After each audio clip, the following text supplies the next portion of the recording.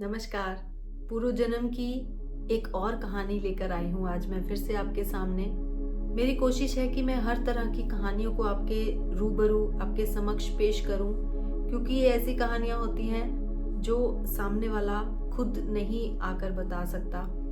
तो कहीं ना कहीं ये कहानी किसी के लिए शायद एक सबक सीखने का कारण बन जाए। तो ऐसी एक कहानी आज मैं आपके साथ शेयर करने वाली हूँ। अब इस कहानी में जो एक लड़की थी, उसको वर्तमान जीवन में क्या प्रॉब्लम थी। उसकी शादी नहीं हो पाती थी, ना ही वो किसी रिलेशनशिप में जा पाती थी। तो बेसिकली रिलेशनशिप बनना और टूट जाना, बार बार बनना और टूट जाना, ये सबसे बड़ी प्रॉब्लम थी उसकी। और वो परेशान थी कि उसकी लाइफ में ऐसे पैटर्न क्यों बनते जा रहे हैं, क्यों वो शादी की तरफ नहीं जा पा रही। वो जब भी शादी के बारे में सोचती थी, कुछ ना कुछ ऐसा हैपन हो जाता था कि उसकी शादी क्या, उसका जो रिलेशनशिप था वो ही टूट जाता था। तो इसका कारण क्या है? फिर इसका कारण हमने देखा पास्ट लाइफ में जाकर। पास्ट लाइफ में वो एक प्रिंसेस थी। अब देखो, अच्छे भले होते हैं लेकिन फिर भी कुछ गलत कर्म कर लेते हैं जिससे हम अपने कर्मा बना लेते हैं। प्रिंसेस थी, सब कुछ था उसके पास, किसी भी चीज की कमी नहीं थी, लेकिन एक सोच ने उसके जीवन को बदल के रख दिया, उसके कर्मा को बना दिया। अब वो प्रिंसेस के रूप में, वो प्रिंसेस क्या करती थी उस समय? वो प्रिंसेस हर बार नए लोगों के साथ रिलेशन बनाती थी, उनको बहलाती थी, फुसलाती थी, फिर उनको यूज किया। और ये नहीं कि उनको छोड़ दिया, वो उनको जहर देकर मारती थी। तो एक नहीं, दो नहीं, तीन नहीं, उसने 13 लोगों को ऐसे मारा। कार्मिक बन गया। अब उन लोगों की आत्माएं जब तड़प तड़प कर मरती थी तो उनका वो कर्ज क्या बना कि तुम भी अपने साथी के लिए ऐसे ही तड़पोगी। और ये कर्ज उसको इस जन्म में परेशान कर रहा था, उसकी शादी नहीं होने दे रहा था, यहाँ तक कि वो अपने रिलेशनशिप में भी पूरी तरह से जा नहीं पा रही थी। तो जब आप पीछे जाते हो तो वहाँ पर आपकी कार्मिक हीलिंग होती है।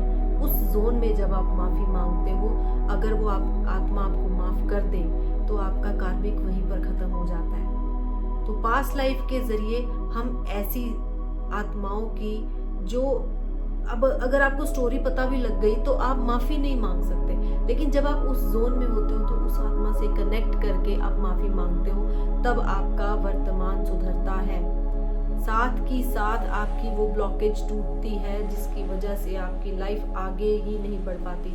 वो लाइफ के पैटर्न ही बार बार आपके सामने इसीलिए आते हैं क्योंकि वो आपको दिखाना चाहते हैं कि पहले उस चीज़ को सुधारो, पहले उस चीज़ को सुधारो। ये सब चीज़ों को जानने के लिए, बताने के लिए ही यूनिवर्स आपको पास्ट लाइफ रेग्रेशन का एक मौका देता है। तो इस मौके को ज़रूर अपनाइए। जब भी मौका मिले, आपकी लाइफ में कुछ भी प्रॉब्लम्स हो, पास्ट लाइफ जरूर करिए और अपने कार्मिक को हील करके अपने जीवन को आगे और प्रकाशमान कीजिए। उज्जवल तभी कर पाएंगे आप, अपनी आत्मा का उत्थान तभी कर पाएंगे। अब इसी लड़की की स्पिरिचुअल जर्नी में उसने क्या देखा कि वो महाभारत काल से भी पुराने के समय की थी, एक योगी थी। मतलब वो मेल फॉर्म में था।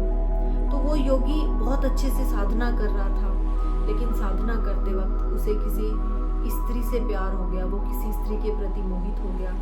उसने उससे शादी की, परिवार बनाया, सब अच्छा चल रहा था, लेकिन मन में कसक क्या चल रही थी, उसकी साधना छूट गई। और मरते वक्त उसके मन में रह गया कि मेरी साधना नहीं कर पाया, मैं अपना आध्यात्मिक उत्थान नहीं कर पाया।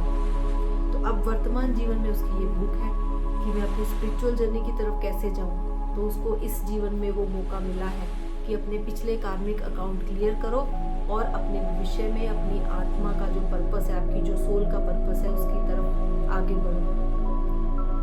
तो आप भी, अगर आपकी आत्मा कभी आपको साइन देती है, ये अंदर से आवाज़ आती है कि आपको ये करना चाहिए, तो कहीं ना कहीं आपकी सोल पीछे के कनेक्शंस, पीछे के अधूरे कामों को पूरा करने का सिग्नल देती है। तो जाकर देखिए आपके पीछे की जर्नी क्या है। जो भी पेंडिंग है उसे पूरा कीजिए और अपनी लाइफ को और आसान बनाइए और अपनी आत्मा का उत्थान कीजिए। अगली वीडियो में एक नई स्टोरी के साथ मैं आपके सामने फिर आऊंगी। तब तक के लिए स्वस्थ रहें, मस्त रहें।